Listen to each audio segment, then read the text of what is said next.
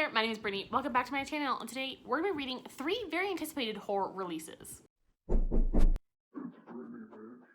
So these releases are coming out in 2021, each and every one of them, and I have all of them as an ARC. I have all of them loaded onto my Kindle right now, and I've already started reading one of them, and we're gonna talk about it right now. And all of these are coming out in fall of 2021. So the first one I wanna talk about is Pearl by Josh Mallorman, and I was kind of surprised that I got this, but apparently this book is actually a reprint of a book. I don't know the name, I'm gonna put it up here on the screen for you. It's actually a reprint of that book, and I didn't really know what it was about when I requested it. I tried to kind of do as much research as I could. This book is basically about Killer Pig, and that's literally all I know. I know a lot of people did not like it, or they really do like it. So I think this is the one I kind of want to read last almost, because I'm kind of worried that I'm not gonna like it. And I don't want to DNF books. I've been trying not to DNF them all year.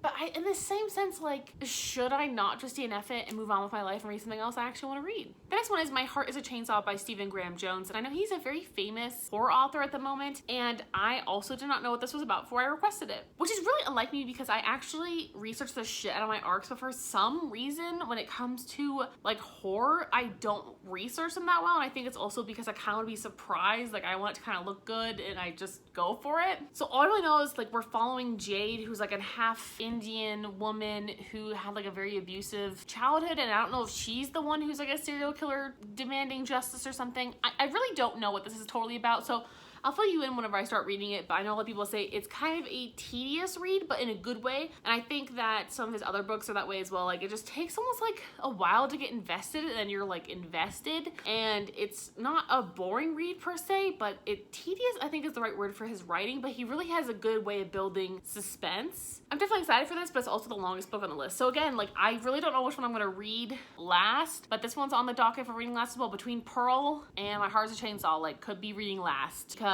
I don't want to fall into a reading slump. No one likes that. And the third book I'll be reading for this is The Last House on Needless Street by Catronia Ward. And this is, to me, one of my 5-star predictions. And it is just one of those books that looks so interesting, and I just requested it without even realizing it was kind of like a popular item. And I know Gabby Reads really wanted to read this, and I've kind of heard some things about it. So I hope that it's a good one. It has a really cool cover, and it also has like the best synopsis. Here's the synopsis that you're gonna find on Goodreads. This is the story of a serial killer, a stolen child, revenge, death, and an ordinary house at the end of an ordinary street. All these things are true, and yet they are all lies. You think you know what's inside the last house on Needless Street. You think you've read the story before. That's where you're wrong. In the dark forest at the end of Needless Street lies something buried, but it's not what you think.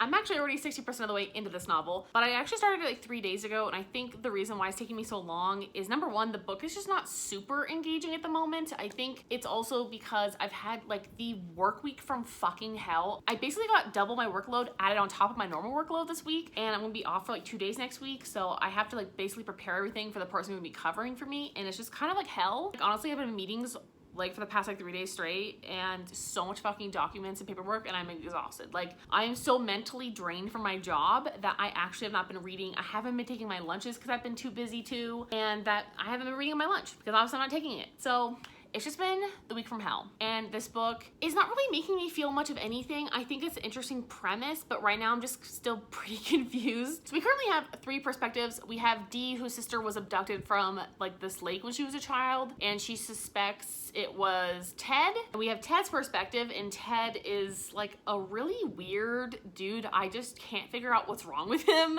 He had a terrible childhood.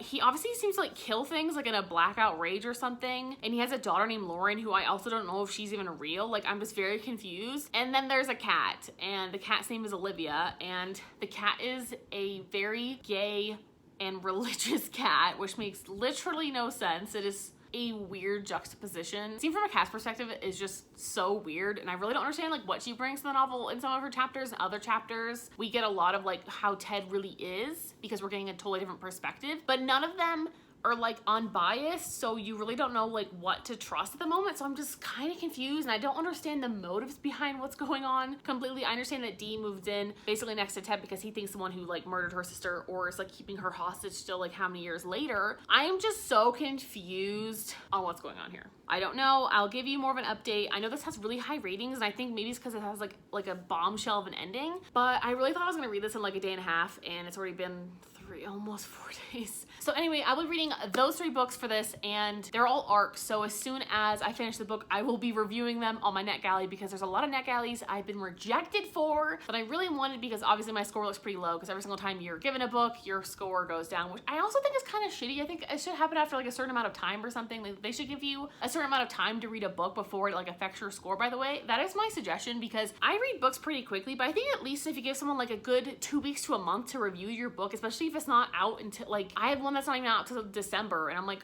why am I being judged so heavily for not reading this after you just approved it yesterday? You know what I'm saying? So that is my suggestion to you, NetGalley. Especially because I'm starting to use you more often. I just really could use that. I think that would be really nice, because then I can actually get approved for other books that I want. Also, I'm not really sure how good I'll be with updating you on these books, because I have family coming to visit. I might just finish a book and then update you. I have no idea what's gonna happen. We're gonna find out. This is an adventure. So the family has arrived, and we have gone and done stuff, and I actually fucking forgot my phone at home. So I have nothing to show you. My apologies, but I did finish The House on Needless Street, and I think I'm gonna give it 3.5 stars. I actually really enjoyed it, but at the same time, it didn't really capture my interest all the time, and it was kind of boring at some parts. Even though the reveal was really good, I think it was still a very slow burn reveal. It wasn't kind of like a plot twist that happens all at once, and I can see why this has so many 5 stars. Like, honestly, I do, but it didn't really hit for me the same way. I think it was well done, but it just wasn't my favorite cup of tea. I really can't tell you much about the story, because I think I would definitely ruin the reveal, so I can't really tell you much. But it definitely makes sense, but I feel like this is definitely one of those books that would also benefit from a reread, so you can kind of go back and see some of the clues leading to it. I feel like sometimes it was really obvious what was happening, and other times I was just really confused what was going on. So is this one worth it? I would say yes, but I think I'm gonna give it a good 3.5 stars, rounding up to 4. And this morning I started on Pearl, and this literally is just about a mind-controlling psychopathic pig who like loves killing people and things, is like the best way to describe it. I'm only like 7 chapters in, which I think is 15% at the moment. Chapter 7 is 13% in, and it's not bad writing at all. I just don't really feel like the story really needed to be told. Like, I don't really think that's that interesting, that there is a pig that can mind control people and make them do things like kill something else or control another animal to do something bad. Is it really that scary of a concept? No. But is the gore interesting? Yes. So I'm gonna continue reading Pearl, and now we have like an interlude of nothing before we go to dinner, so maybe I'll try getting into this and see what we can do. But so far, it's not my favorite horror novel of all time, but the writing is well done, and it's not terrible. That is such a shining achievement. So for dinner, we ended up going to one of our favorite places, which is Jinja, and I always get my heavenly beef because it is absolutely amazing. And you have to get the avocado tempura when you go. That is just an absolute staple. And it was so beautiful that night. And the next day we went to the tram. The Sandia tram is absolutely beautiful and breathtaking, but it is also very terrifying if you are afraid of heights. I still had a really hard time the second time around on the tram, but I think it was a little bit easier. I mean, just look at that view, you guys.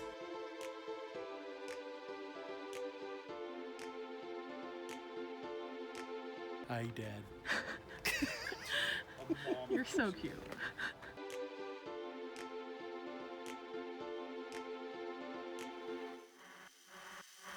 It was actually really clear when we went, so it was the perfect time to take some good pictures and videos, because when we went last year, it was still really smoky from the fires in California, and for some reason this year, even though there were lots of California fires, it was very clear, and we haven't really been getting a whole lot of smoke in the area.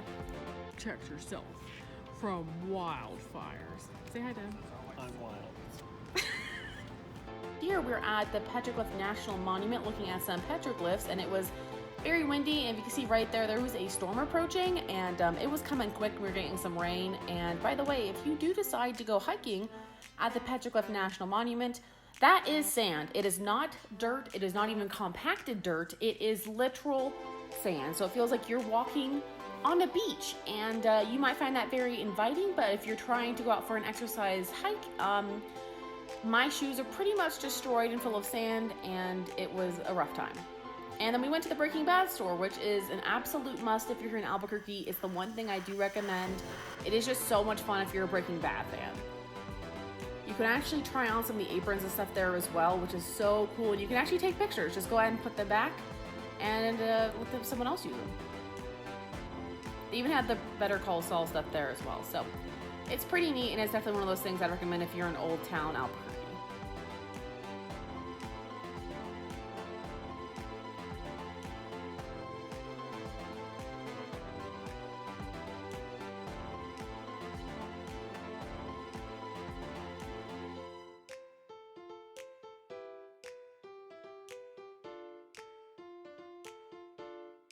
haven't talked to you guys in a few days, and I ended up DNFing Pearl at 60%.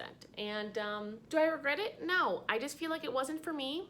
It wasn't the book I thought it was, because when I first requested it, I really thought it was something a little more sinister, like a mind-controlling demon or something, and not a murderous pig. So it just didn't really work for me. I tried. I went in 60%. I can't really tell you much other than that. I just feel like it was kind of pointless, but a lot of people really did seem to enjoy it on the reviews. I think it's pretty polarizing. So would I recommend it? I mean, not personally, but I think other people might enjoy it. And with that being said, I moved on to My Heart is a Chainsaw, and I'm 55% of the way into this, and it's on a DNF, and oh, bye-bye. So My Heart is a Chainsaw is really about like this really annoying 17-year-old named Jade who's like obsessed with slashers. She actually works as a custodian at like an elementary school, and she is just like weirdly obsessed with slashers and like what's going to happen, and that she thinks that there's a slasher movie basically happening in her real life, and she is kind of orchestrating it. Like she's leaving notes for the girl she thinks is gonna be the final girl, letting her know like, hey, you need to like watch out, like I can help you, like she's like the wise all-knowing being or something in a slasher. But Stephen Graham Jones is such an interesting writer, and I really enjoy his writing, that like I'm definitely still continuing on. I'm just like not really sure where it's going, which I guess is kind of a good thing. I don't know, Jade is definitely not a likable character, just so we're clear. Like she's very annoying and like self-absorbed and confusing, and then like we don't know like was she abused by her dad, was she not, like, or what the other people are saying in this, like are they correct, and is she like telling us through like a biased perspective? I have no idea yet, and I'm hoping this unravels it really well, because this has really good ratings. So I have much higher hopes for this than I did for Pearl, but I'm definitely still disappointed that none of these were like, none of them like 5 stars for me at the moment. They're just like, I'm not really feeling it, but I also just don't know if it's because my work has been like really crazy, and I knew it was gonna be really crazy with my family being here and not being able to read as much. I want to spend more time with them, but I'm just definitely kind of struggling with these books, and I don't know if it's because I've kind of hoarded myself out and I'm just so done with horror at the moment, and I really am just craving something like light and fluffy and romantic, but I have 0 of those books planned for like the next 2 months. So I think that's why I'm partly struggling, is because also I feel like these are kind of like dry horror. They're not like fast-paced thriller horror. They're like the slow, creeping, crawling, suspenseful horror that like you're just kind of confused the whole time until like it unravels at the end. And I think, not that I don't like those kind of books, but I'm just not really in the mood for that at the moment. I really want something a little more fast-paced. I think it's also just because I've read so many that are kind of slow-paced at the moment that I'm like slowing down a lot more than I would like. And I'm just kind of getting like a little bored. So I'm gonna update you later. We'll see how this book is doing, because I don't know. I'm hoping I can finish it by today or tomorrow. Today's probably not gonna happen. I have to be honest with myself. I've really been obsessed with playing The Sims, and that's exactly how I can tell I'm really burnt out from work, is because all I want to do is play video games, and I want to watch TV, and I don't want to talk to anybody, and I just want to have a snack, and I want to sit down, and I'm really feeling that. I don't even want to read anything. I just want to sit down, and I want to play Sims 4 Cottage Living, and I just want to relax. I just hope I can finish this intact and just keep it together. Hopefully I can at least get to like 75% tonight. That would be a really nice goal. So to finally wrap this bad boy up, I finally finished My Heart is a Chainsaw, and I think I'm gonna give this one also 3.5 stars. Not one of these books this time around went above 3.5 stars for me. And it was probably one of my least successful reading vlogs, I feel like, in a while. Just because I was expecting to love at least 2 of them, and I didn't love any of them. This book definitely picked up in the last, I would say 30%. It really picked up, and then it was like a back-breaking pace. And it was interesting and it was really good, but I feel like the first 60% to 70% was honestly, it was like trudging through quicksand, and I just really struggled with it. Like I liked the singular concept of this book, but it just went on for like too long to kind of get to know the character and the situation, and I feel like nothing really happened for a hot minute. So I don't really know. I'm gonna give it a good 3.5 stars. I think it's a good read. It's not my favorite book of all time, but it was good. I would definitely recommend it. I think he's a great author. I just don't know if his slow writing style is always my favorite, but again, he did weave wonderful Native American culture into a horror book, and I think he just does that really well. And there's something about him that he is just such a great author. Like I could tell his writing is really good, but it doesn't always pull me into the story, but it's like he picks and chooses when he wants to pull you in. In the first like 60%, I was just not like bored, but like just, it was so tedious to kind of get through to get to like I knew it was going to be really good. So the build-up just took a little bit too long for me. So it's a good 3.5 stars. I definitely recommend it. I think this one's obviously a lot more linear than The House on Nila Street, but to sum it up, The House on Nila Street, 3.5 stars. And then I read Pearl, which was a DNF at 60%, and I'm gonna give it 1.5 stars. And then we're ending again with My Heart is a Chainsaw with 3.5 stars, and I rounded those up to 4. I think they're great books. I was expecting a good 5-star to this, and I didn't get that. I'm a little sad, but also thank you so much to NetGalley and the publishers for giving me these ARCs. So I would get out there and get buying and get these books for yourself and see how you feel about them. I'm sure this vlog was a mess, so thank you so much for dealing with me. If you actually got it this far, leave a little knife or blood or something down below, and then let me know if there's any other horror books you'd like me to read. I'm really trying to get into the horror book genre again, so if there's anything you'd like to suggest, please let me know. For any books are coming out I can request on NetGalley, also let me know. Thanks again, guys. I'll talk to you guys later. Bye!